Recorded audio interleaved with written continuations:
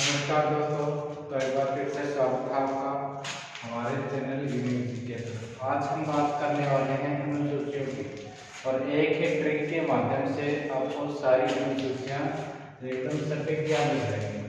सबसे पहले बात करें अनुसूचियां।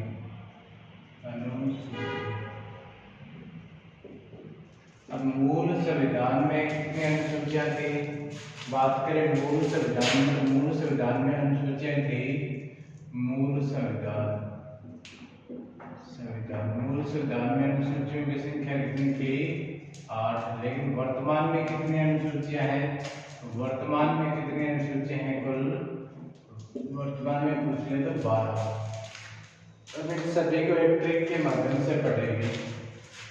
सबसे पहले आपको याद रखना है सपोर्ट्स।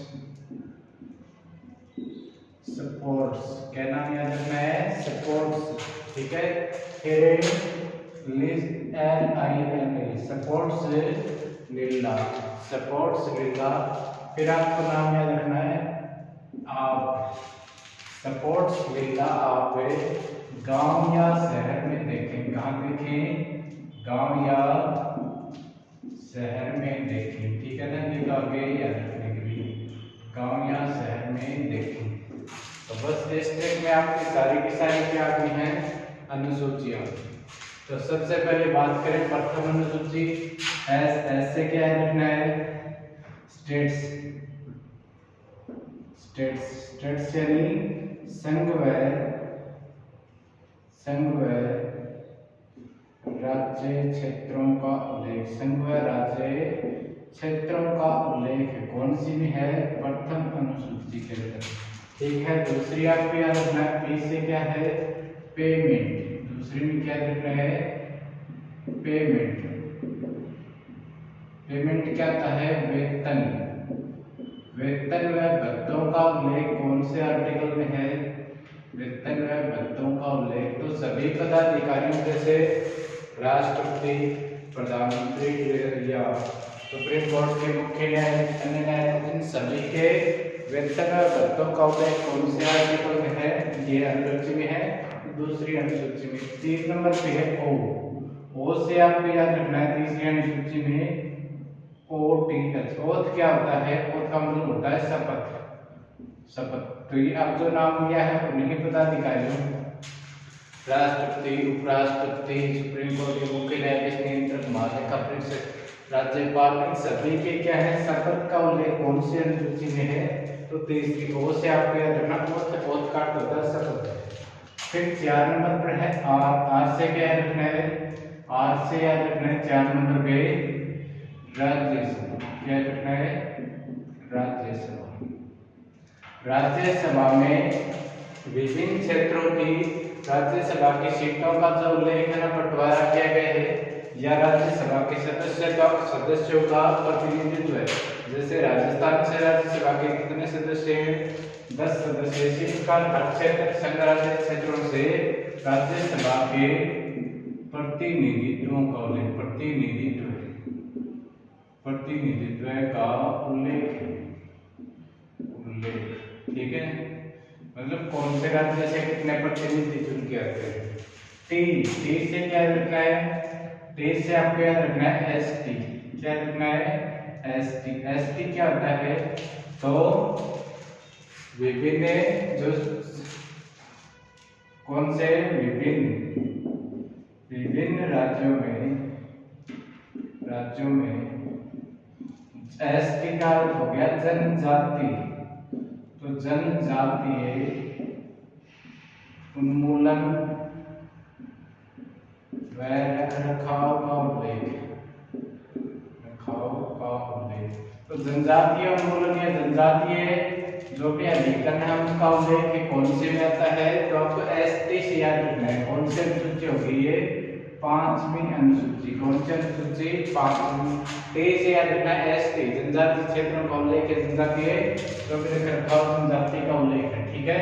और छठी अनुसूची है, इसमें क्या रखना है? एस से क्या है? छठी अनुसूची में आपको याद रखना है एस से स्पेशल स्टेट।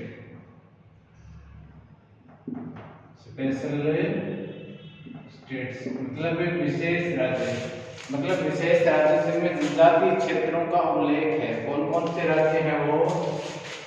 तो विशेष राज्य जिनमें जनजातीय क्षेत्रों का उल्लेख है, जिनमें जनजातीय क्षेत्रों का उल्लेख है उनमें, ठीक है ना। तो वो कौन कौन से राज्य हैं?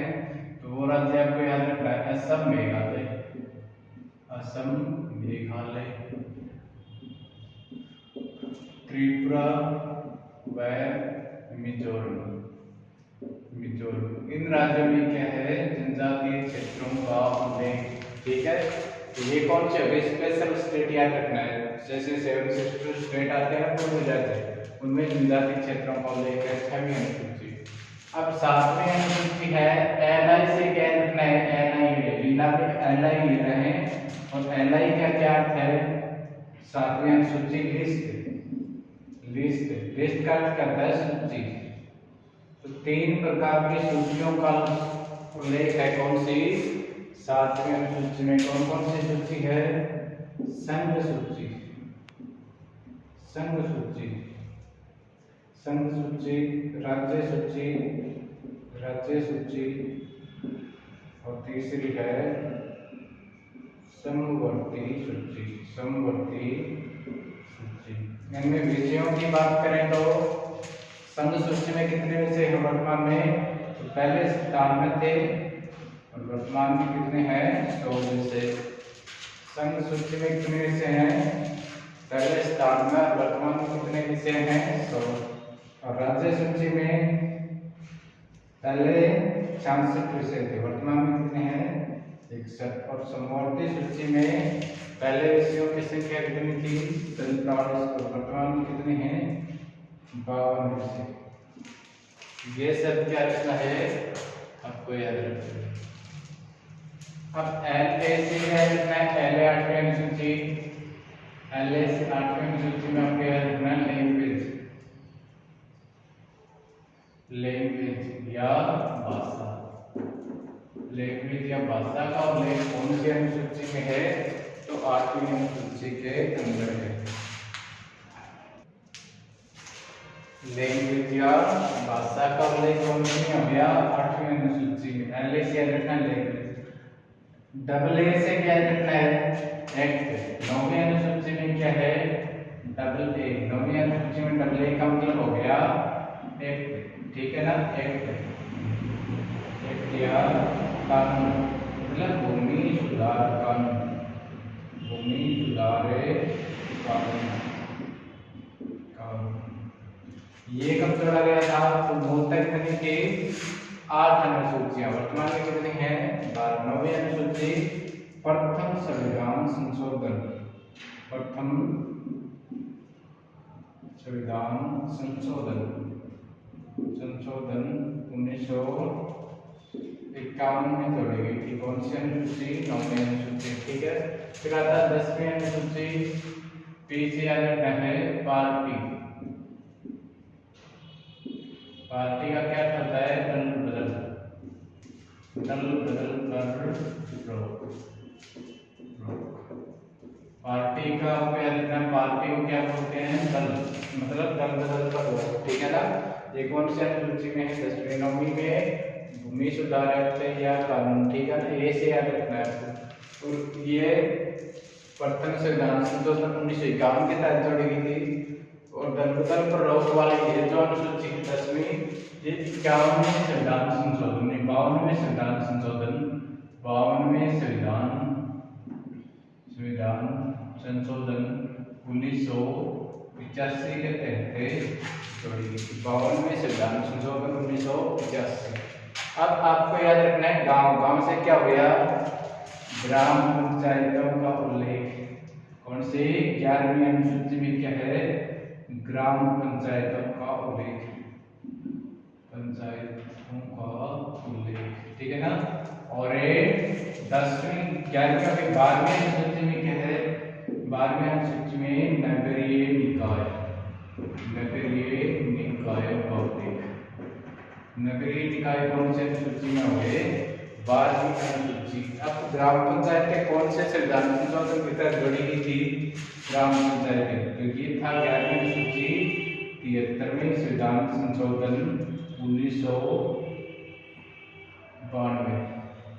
और नगरीय निकाय जोड़े गए थे 74वें संविधान संशोधन में 1992 के तहत। ठीक है, तो मूल संविधान कितनी अनुसूचियां थी? 8 थे। 9वीं अनुसूची जोड़ी गई प्रथम संविधान संशोधन 1951 के तहत। 10वीं अनुसूची जोड़ी गई 12वें संविधान संशोधन 1985 के तहत। और 11वीं अनुसूची जोड़ी गई 73वें संविधान संशोधन 1992 के अनुसार।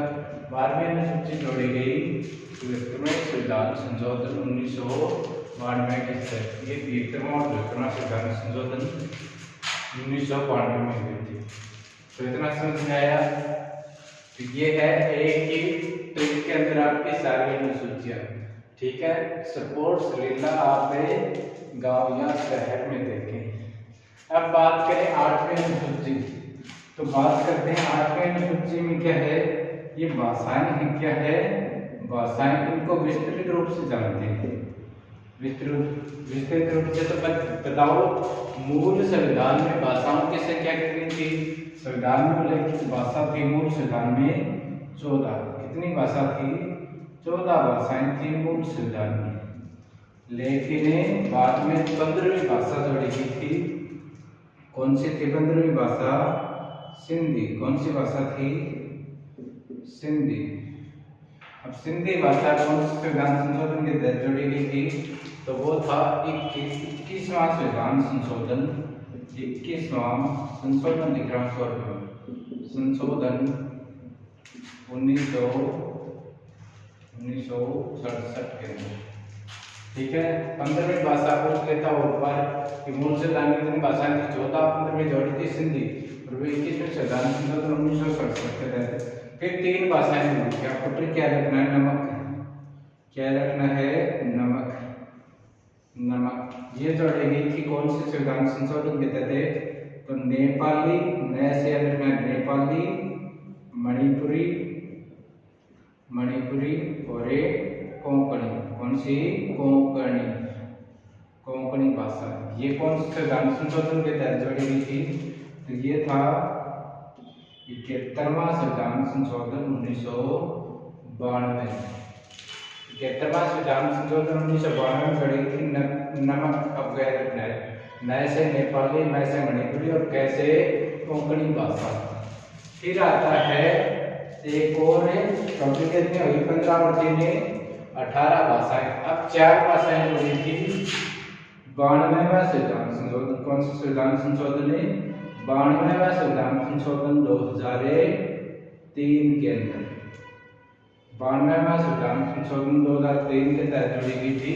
और कितनी भाषाएं जोड़ी थी? 4। 18 और 4 कितनी होगी?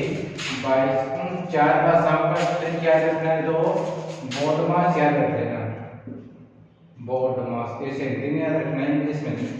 बोडमास। वो से क्या हो गया? बोडो, डोगरी, मैथिली और संथाली।